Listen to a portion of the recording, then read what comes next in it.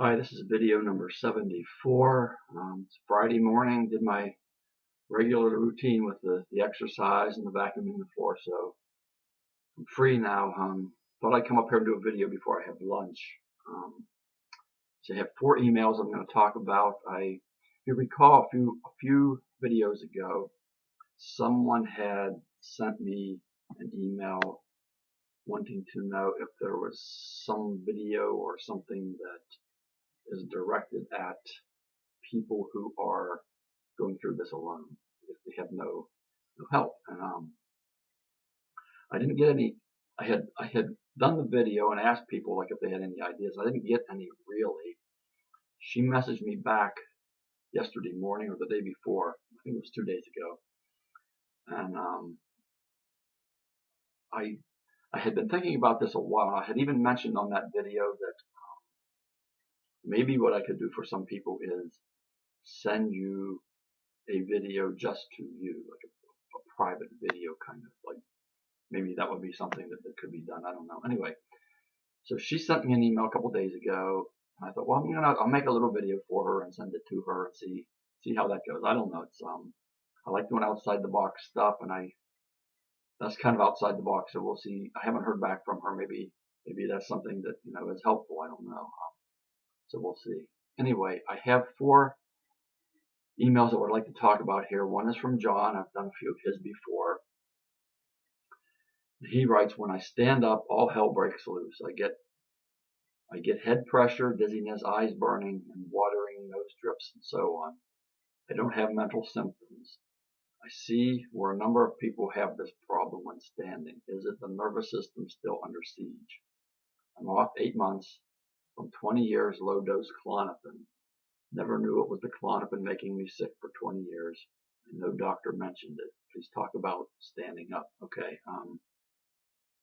20 years is a long time, and to have a doctor not, my doctors didn't say, well, my initial prescriber said, this is addictive, but you need to be on it your whole life anyway, so it doesn't matter. So I guess that, whatever, for what it's worth. Anyway, all of these symptoms, the dizziness, the eyes burning, and so on, especially when you're standing, I had that a lot. I've talked about this quite a bit.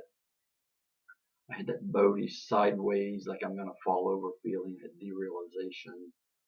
I had that a great deal,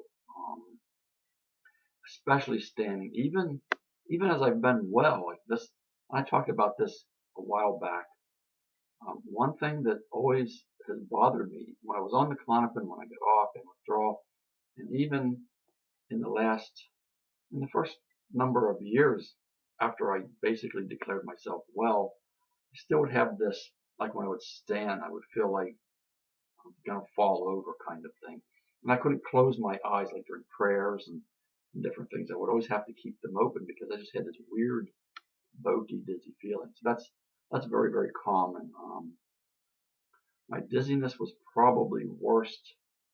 It was a day I was 7 months off. A day when I was 7 months off, and I decided I was going to go outside and do some yard work.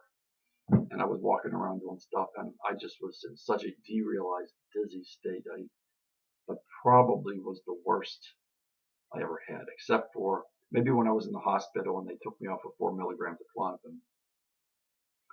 I was just in another world. I could barely stand up at all. So that's very common.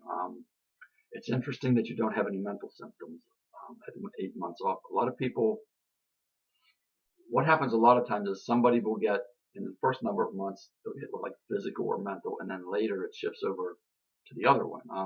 And some people only get basically one set of symptoms, either a physical or mental, but it's not unusual to have both at the same time, or you have one for a while and then it shifts over to the other. So hopefully you'll just stick with the physical and they'll clear up and you'll be good to go. Okay, this next one is from a lady in Holland. She had written email before this one, so this is kind of like an add-on to the first one. I won't read the first one. It didn't really have any questions. It says, sorry, I forgot to say that I am very tired in the morning and that I can hardly get out of bed. Once I'm out of bed and have showered, I am doing better. Always I have more energy in the afternoon and evening than in the morning.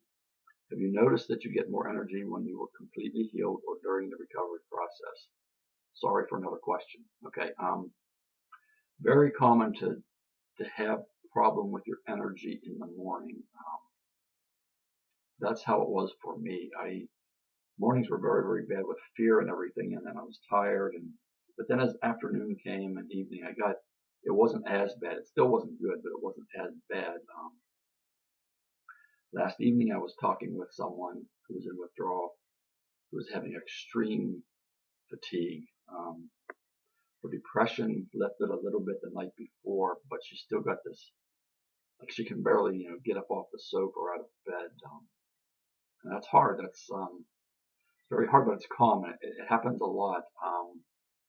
And when I was speaking with her too, she talked about wanting to do some exercise, but not being able to. I remember when I was in withdrawal, I've always been one to do a lot of workouts and exercise. And when I was in withdrawal, I couldn't. And I remember the morning that I wanted to exercise and felt like I should, and I actually had the desire to. I still had the fatigue, but I did some exercise. I did a little bit. And over the course of time, every day I did a little bit of exercise. And it increased very, very slowly. My energy came back very slowly. It wasn't like you click your fingers and it was back. It didn't work that way for the energy. I had fatigue and exhaustion a lot. But I'm used to working through that, so I still did workouts. But the mental stuff was gone for me. So the energy thing takes a long time. It took a long time for me. I think that's pretty common. Okay, when I completely healed, was my energy good? Yes, my energy is great now. I do all kinds of stuff now. I do like workouts. I work outside. I remove stumps. I cut down trees. I dig holes and things, plant shrubs. My energy is great now. So it does all come back. Last night when I was talking to Loretta, I've talked about her before. She was concerned about. She said she's lost so much muscle mass, and she was like worried about that and so forth. And I told her when I was in the hospital, I remember looking at myself in the mirror there by my bed, and I looked like a skeleton. And even when I came home, I didn't look at myself much when I came home because I couldn't. I found myself disgusting somehow. I just could not look in the mirror. But I was I had always been built really well, and then I couldn't eat for six weeks. The first month and a half of withdrawal, I lost a lot of weight. I couldn't work out. And I remember in the hospital just looking like a skeleton, and it was horrible. But after I started feeling better, getting my energy back, you make sure you get enough protein intake, you work out some, and it all comes back. The fibers, you haven't lost your muscle fibers. They're just not as thick as they were, that's all. But once you start working them, eat enough protein, the fibers get thicker again, and you look a lot better. So I think I answered your question there, but the energy does come back, and life is good again in that way. Okay, the next one is from. Let me see what time I have here. 8 minutes. The next one is from Diego, and I just met him like yesterday. He sent me an email. And he goes through his story here. I was put on SSRIs 8 years ago with a benzo. Doctor made me quit that cold turkey after 2 years. Several months after, I was very bad, and I went to another psychiatrist who told me I was bipolar, so he gave me 300 milligrams of Seroquel, 200 milligrams of Lamictal, and 5 milligrams of a benzo. I took that for 4 complete years, and my health went to the trash. I gained 55 pounds, felt sick all the time, told the doctor these meds are making me sick. He said, nope, you are sick. Imagine that. Long story short, I became tolerant. He updosed the benzo to 10 milligrams twice a day. I cold turkey, start to feel awful, so I took it again. Okay, and then doctors like raising and lower doses and so on last year. Last year I was feeling like crap, got the shakes, depression, cried a lot. Went to another doctor. He said, kid, you've been poisoned. I'm so sorry for you. And he said to take for the Seroquel, half a pill twice a month. Quit Lamictal cold turkey, quit the the benzo cold turkey. Got a very big list of symptoms. Yeah, I can believe that. Very bad muscle pain, so I got scared. Went again. He gave me half a milligram of Klonopin for 10 days, 3 times a day. I felt so bad that I quit that too. Since then, it has been 9 months free of meds. I found Benzo Buddies. I started reading. One day, a buddy put a video of you talking. I came to your page, saw your videos. Okay. My symptom list is huge. I had everything: derealization, depersonalization, insomnia, pain, numbness, tingling, gastric problems, headaches, brain zaps, fatigue, skin problems, hair loss, eye pain, ear problems, stuffy nose, fear. Well, the list is huge. Yeah, it's probably even bigger than that. I get windows and waves. Sometimes I feel great, then not so much. Other times I feel terrible, then a bit better. Now I'm in a wave. I'm playing too much soccer, um, eating things with sugar and drinking coffee. Well, that's a bit of my story. Okay. Thank you for your great work, Diego. Okay, here's one question. Do you believe I'm in withdrawal? I was never sick before, and all of this started when I quit those nasty drugs. That's an easy question. Yes, absolutely. Everything you say here, Diego, is I've heard this story so many times. I lived this story myself. You go in for something, you get drugged, and then they give you more drugs, and they take you off of this and put you on something else. And then they tell you you got your bipolar or you're something else, and then you don't know what's going on. And you go in and like you tell them, well, I think the drugs are doing this to me. They said, no, you're sick. You have like something. You have. For me, I was diagnosed with major depressive disorder, generalized anxiety disorder, panic disorder, and like that followed me for a long time, many years. And they would give me the drugs to treat all these things, when in fact it was the drugs themselves that I went in with. Like, I was having panic attacks and fear, but after I started taking the Xanax, I mean, it worked for a little bit, and then I got bigger panic attacks and fear. So I went back to the doctor, gave me Paxil, and then I became really depressed, and a year and a half of just like horrible life. All of the symptoms you mentioned, classic benzo withdrawal. Getting to run around like that, I know, is no fun. It seems so incredibly irresponsible and negligent. But it's what happens when you go in there. They have no rhyme or reason for what they do, so they drug you, and they just do. Sometimes the drugs do help some people, but by and large, like if you're writing to me or talking to me, you're not one of those people that they help. That's for sure. 9 months is good healing time. 9 months to be med free. That's great. Go to the groups, Benzo Buddies, and like some of the different Facebook forums. That's good stuff. You gotta get hope. You gotta have support, and that's a good thing to do. So yes, I believe you're in withdrawal for sure. I don't think there's any question of that. And the drugs are nasty. That's true. Okay, and this next one is, okay, this is going to be a bit different. This is not something this doesn't really have to do with symptoms so much. Let me see how much time I have here. I'm at 13 minutes. Okay, this one is from someone that I actually sent my first paper to. They're going to talk about this a little bit. Hi, Don. Just wanted to touch base with you about the paper. It's truly fascinating, and I would be lying if I said I understood it right off the bat. I'm reading and rereading it in sections. Put a tremendous amount of thought into this enigma, an enigma is like a puzzle.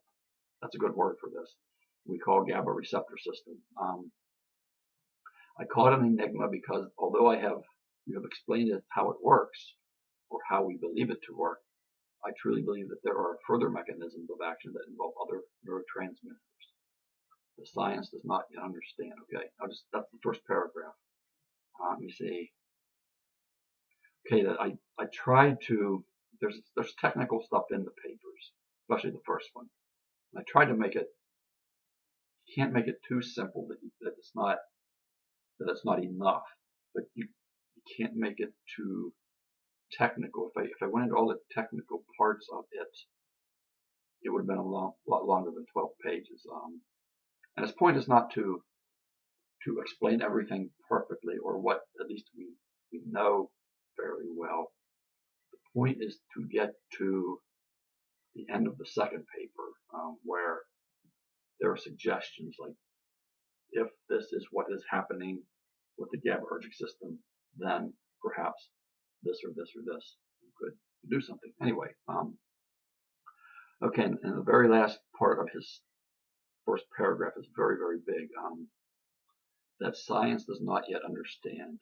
Okay, when it comes to the brain and the central nervous system, we understand some things. There's a lot we don't understand. Even in the neuroscience textbook that I read, it often said this is the current thinking on this, which is likely to change in the future. There are many sentences like that.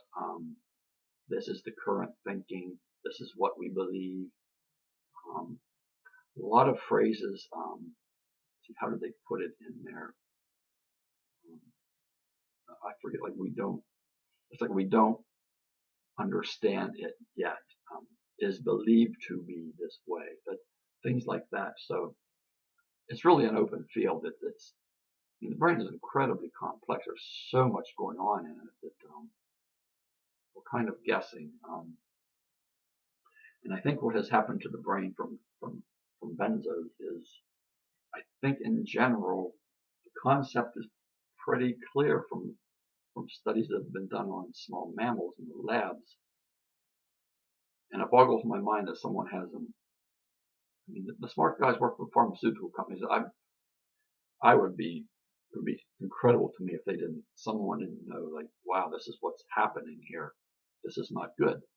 But I keep reading things like they want to make benzos and other drugs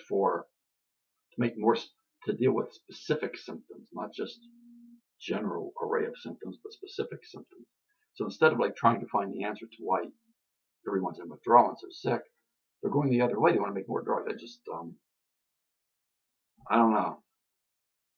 The love of money is the root of all evil. I kind of like agree with that. I don't know. Anyway, let me go on here. That said, I will probably reread your paper at least 5 more times to get a fuller comprehension of the theory. Okay. If you have written more on this elusive subject, I would absolutely love to read what you have. That's the second paper. Second paper is it's not as technical. It's more like I'm kind of thinking on paper about some things. I've been focusing on the depression aspect of this entire process, and with good reason. As you know, I previously mentioned that I had been in tolerance withdrawal for many years and becoming increasingly suicidal over the past 4 years. Then during the past year, 6 months, while attempting to taper off 3 milligrams of Xanax a day, a lot of Xanax, my depression opened a completely different door in my mind, a place like no other. I have a feeling this door, this room, with no windows or light or sound. It's dark, darker than any shade of black we know of. Many never escape this room. Sadly, many die there. Now, that said, I'm not on an antidepressant. I do not believe that they work for most. However, I'm studying something and using myself as a guinea pig, and it's helping me greatly. At first, I thought it must be simply a placebo effect or me just wanting to believe I feel better, but the difference in my mood is like night and day, and it's consistent. I don't want to give anyone false hope, so I will continue on and keep an honest check on my mood. So after I have a complete understanding of your theory, I will send you mine on what I believe can aid in blocking or partially blocking the depressive effects of benzos and withdrawal. Again, I thank you so much for writing your theory. Look forward to reading more. Okay, a lot of good stuff here. Let me see. Okay, the thing I like about this is this person is the work that I have done. People are taking an interest, like, well, maybe we can unravel this. Maybe we don't have to rely on others to come up with something. This is not. I was going to say this is not rocket science, but this is actually harder than rocket science. But I think we're getting people like they're starting to have ideas. Let's think about it in certain kinds of ways, and I think that's a very, very good thing. I like that. Outside the box kinds of ways. That's my way. That's my way of thinking for sure. He's using himself as a guinea pig. We all do that in withdrawal to some degree. I took many different kinds of things, and nothing helped. But I know there's an answer to this. I want to go here where he talks about the They talk about the, you